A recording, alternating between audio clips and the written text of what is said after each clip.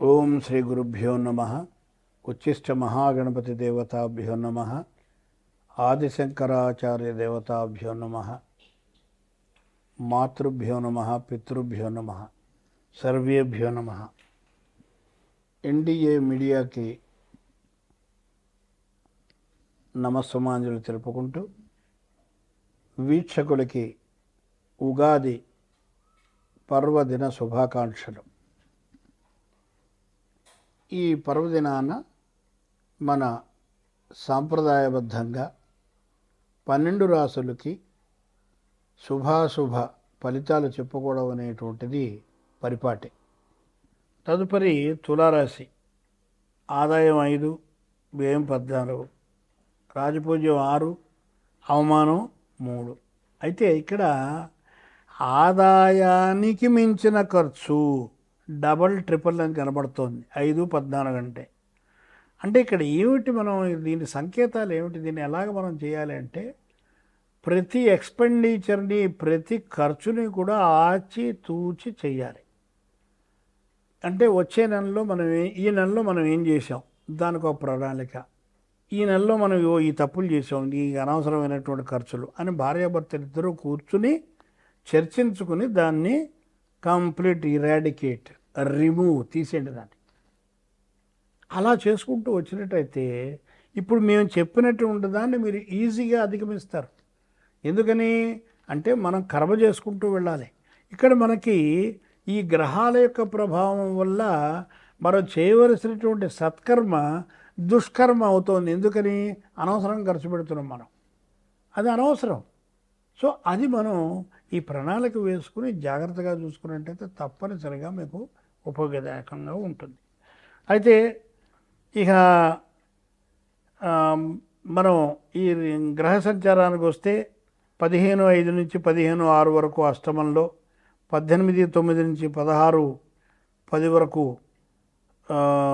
12 అంటే వ్యయస్థానము జన్మస్థానంలో, 15/1 నుంచి 15/2 వరకు అష్టమంలో అర్ధాష్టమంలో రవి సంచారం.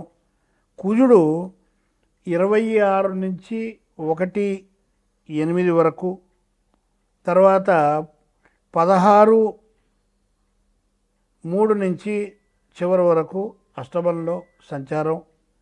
అలాగే గురువు అంతా ఈ సంవత్సరం అంతా కూడా శుభుడే వీళ్ళకి, తులారాశి వాళ్ళకి. శని కూడా శుభుడే. తర్వాత రాహువు 3/12 నుంచి సంవత్సరం చివరి వరకు కూడా శుభుడే. తర్వాత కేతువు కూడా శుభుడే. ఇక్కడ ఈ తులారాశి వాళ్ళకి నిజంగా బ్రహ్మాండమైనటువంటి కాలం అని చెప్పాలి. స్త్రీ పురుషులకి దైవ బలం ఎక్కువ ఉంటుంది. అలాగే గురువు వల్ల ఏ పనిలోనైనా ఆత్మవిశ్వాసంతో ముందుకు దూసుకెళ్ళిపోతారు. రాహుకేతువులు 6వ స్థానంలో శని వల్ల మంచి యోగకాలం ఏర్పడుతుంది. అలాగే శత్రునాశనం, వ్యవహారాల్లో జయం, గతంలో ఆగి ఉన్నటువంటి పనులన్నీ కంప్లీట్ చేసుకుంటారు వీళ్ళు. అలాగే ఇప్పుడు ఈ సమయంలో ఇవన్నీ కంప్లీట్ అయిపోతాయి. తర్వాత ఏ వృత్తిలో వారికైనా కూడా బ్రహ్మాండంగా ఆ వృత్తి కలిసి వస్తుంది. ఒడిదుడుకుల నుంచి బయటపడతారు. కావలసినటువంటి సొమ్ము వస్తుంది. గృహ సంబంధ రీత్యా లాభాలు, నూతన గృహం ఏర్పడుతుంది. స్థలం కానీ ఏదో ఒకటి కంపల్సరీగా ఈ సంవత్సరం వీళ్ళు ఏర్పరచుకుంటారు. కొన్ని సమయాల్లో ఆదాయం కన్నా ఖర్చు ఎక్కువగా ఉంటుంది. కాబట్టి ఆ సమయాల్లో, ఇందాక చెప్పినటువంటి సమయాల్లో కొంచెం జాగ్రత్తగా కంట్రోల్గా ఉండండి. దశమ గురువు వల్ల గృహ ఆర్థిక సంబంధమైనటువంటి ఒడిదుడుకులకు మనకు ఆటోమేటిక్గా డబ్బు వస్తుంది. మనం ఎక్కడో ఒక అపార్ట్మెంట్కి డబ్బులు ఇచ్చాం, డబ్బులు మనకు సరిపోలా, మనం బ్యాంకుకి వెళ్ళిన తక్కువ దొరుకుతుంది డబ్బు. అంటే ఆ సమయంలో బ్యాంకు వాడు ఇచ్చేస్తాడు. ఎందుకని? గురు బలం వల్ల, గురువు దశమ స్థానం వల్ల. అలాగే పుణ్యక్షేత్రాలు దర్శించడం, వివాహాది శుభకార్యాలు ఇంట్లో మీరు చేయడం, ఇవన్నీ కూడా మనం చెప్పుకోదగినటువంటి విషయాలు. అయితే ఉద్యోగులకు కూడా అన్ని విధాల మంచి కాలము అని మనం చెప్పచ్చు. అంటే ప్రమోషన్తో కూడుకున్నటువంటి ట్రాన్స్ఫర్లు వస్తాయి. అయితే ట్రాన్స్ఫర్లు వచ్చాయి కదా నేను వెళ్ళను సార్ అనకుండా ముందరే మనం జాగ్రత్త పడి ట్రాన్స్ఫర్ రాకుండా ప్రమోషన్ మాత్రమే తీసుకునేటువంటి టెక్నిక్ ఈ యొక్క జ్యోతిషం ద్వారా మనం తెలుసుకోవాలి. తర్వాత ఇక రాజకీయ నాయకులకి బ్రహ్మాండం ఉత్తమమైనటువంటి కాలం. వాళ్ళు ట్రై చేస్తే వాళ్ళకి వాళ్ళు ఎక్కడైతే పోటీ చేశారో అక్కడ వాళ్ళకు ఒక మంచి స్థానం లభించేటువంటి అవకాశం కనబడుతుంది. ఇకపోతే శాంతులకు వచ్చినట్టయితే లేదా పరిహారాలకు వచ్చినట్టయితే మంగళ శనివార నియమాలు, శివాభిషేకం లేదా రుద్రాభిషేకం, అలాగే మాస శివరాత్రి వ్రతం. ఆ రోజు శివరాత్రి ప్రతి మాసం వస్తుంది.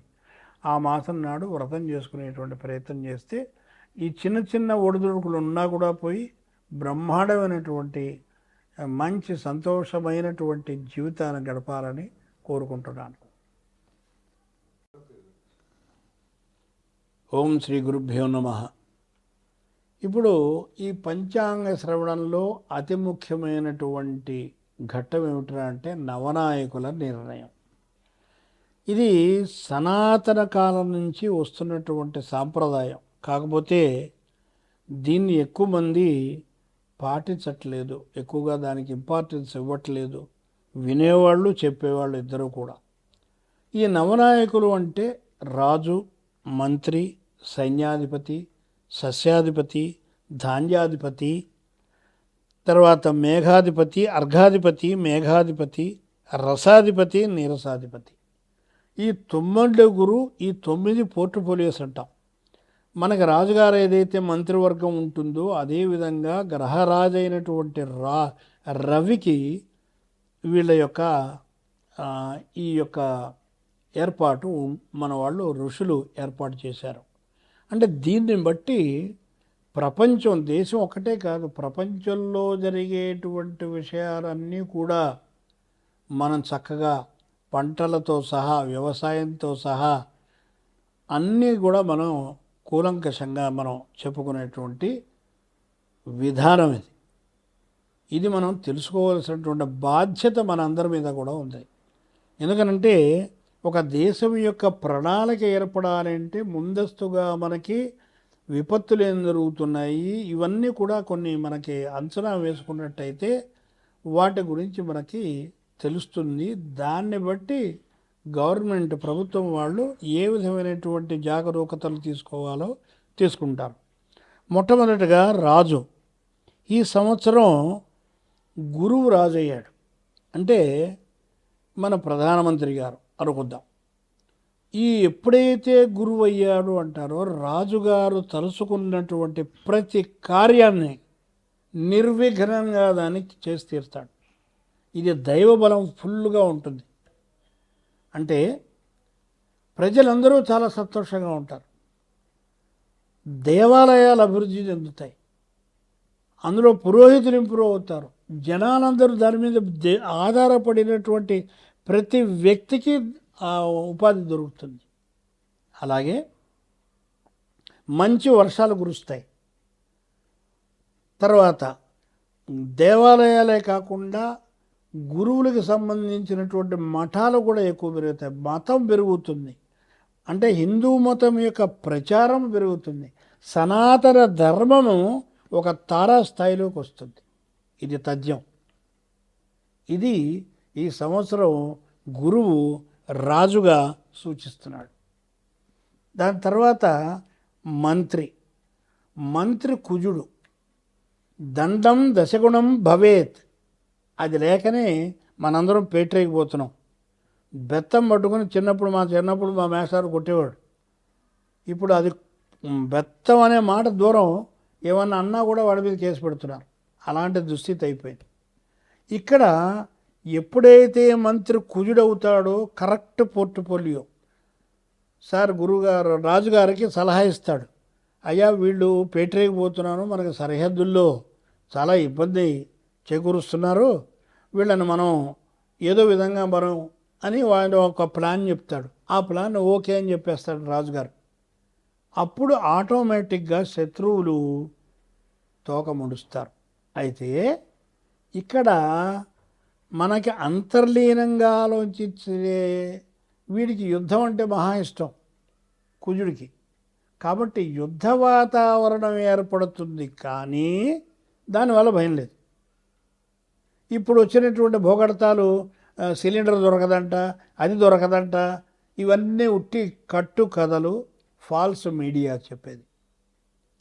తర్వాత సైన్యాధిపతి చంద్రుడు. సైన్యాధిపతి చంద్రుడు అవ్వడం మూలంగా కొంత చంద్రుడి యొక్క ప్రభావం సైన్యం మీద, అంటే సైన్యాధ్యక్షుడి మీద, సైన్యాధిపతి మీద ఉంటుంది. కాబట్టి మంచి మేధస్సుతోటి పనిచేస్తాడు. అంటే దేశాన్ని ఎలా రక్షించాలి అనేటువంటి ఆ దృక్కోణం వాళ్ళకి తోస్తుంది.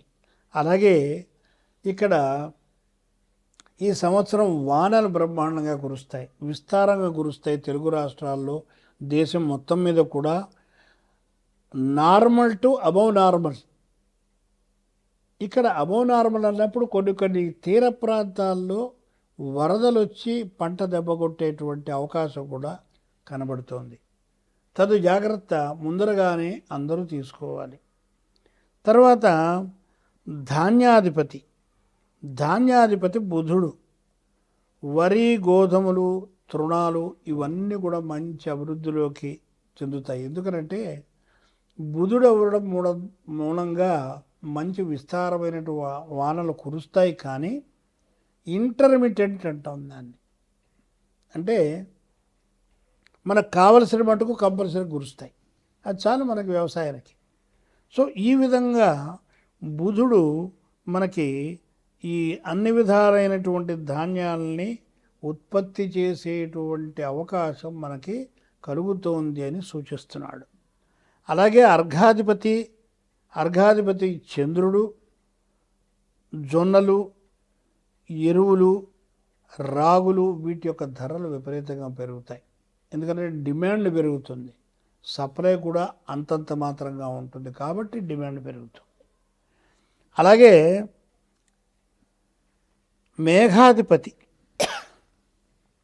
మేఘాధిపతి చంద్రుడు అంటే బ్రహ్మాండమైనటువంటి మేఘాలు ఏర్పడి పర్జన్యాత్ అన్న సంభవం అన్నాడు శ్రీకృష్ణుడు.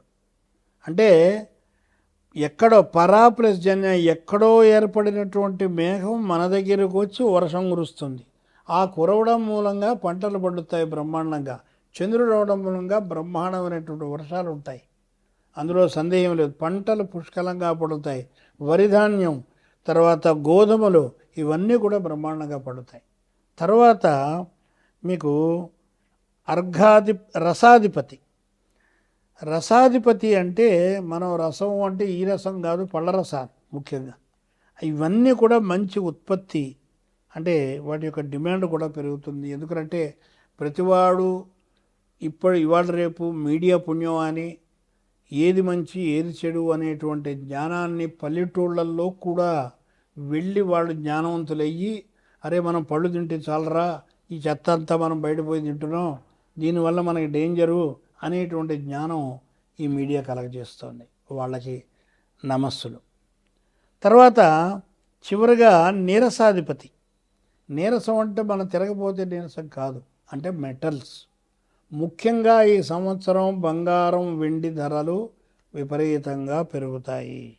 తర్వాత ధాన్యం, పత్తి ఇవన్నీ కూడా బాగా ఉత్పత్తి వచ్చి ఆర్థికంగా మంచి రైతులకి డబ్బు వచ్చేటువంటి అవకాశం మనకి కనబడుతుంది. ఈ నీరసాధిపతి కూడా గురువు అయ్యాడు.